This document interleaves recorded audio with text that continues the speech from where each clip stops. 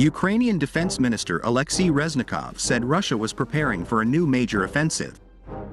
The Russian offensive, said Reznikov, is expected to begin on February 24, 2023. Reznikov said that currently Russia has gathered thousands of troops.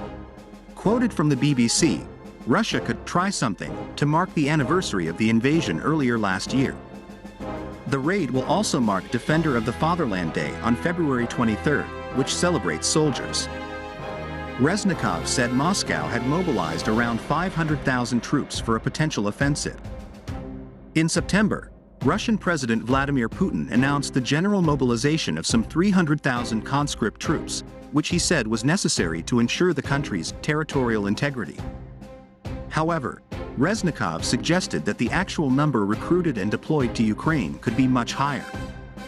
Officially, they announced 300,000 troops, but when we saw the troops on the border, according to our assessment, there were much more, he told France's BFM network.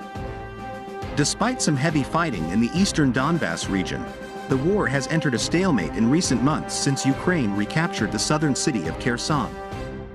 Except for Russia's seizure of the town of Soledar, neither side has made any major territorial advances. But a Russian spring offensive and a Ukrainian counterattack has long been considered a possibility. The US-based Institute for the Study of War, ISW, recently said that Moscow could seek to act decisively and launch a major offensive in the east.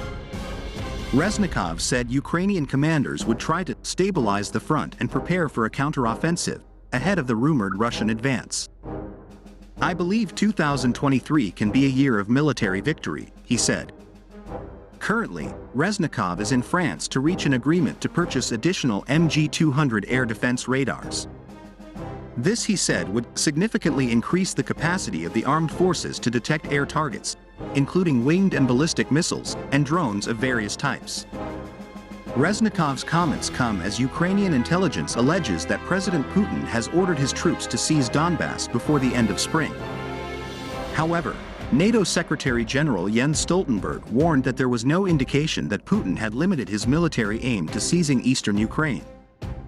That they are actively acquiring new weapons, more ammunition, increasing their own production, but also acquiring more weapons from other authoritarian countries like Iran and North Korea, Stoltenberg said.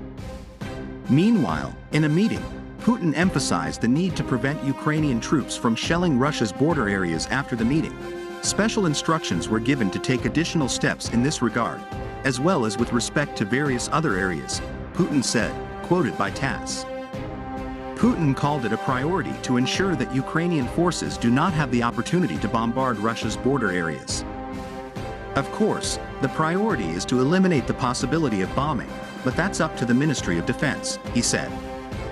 He said the meeting would focus on supporting residents of Crimea, Belgorod, Bryansk and Kursk regions, whose houses and apartments in border areas have been damaged or destroyed due to shelling by neo-Nazi formations. Putin said that on January 24 he met with the governor of the Belgorod region, Vyacheslav Gladkov, who gave a detailed report on the situation in the region. Following the meeting, specific instructions were given to take additional actions, as well as in respect of various other areas. I ask you to ensure that everything that has been planned will be carried out, he said.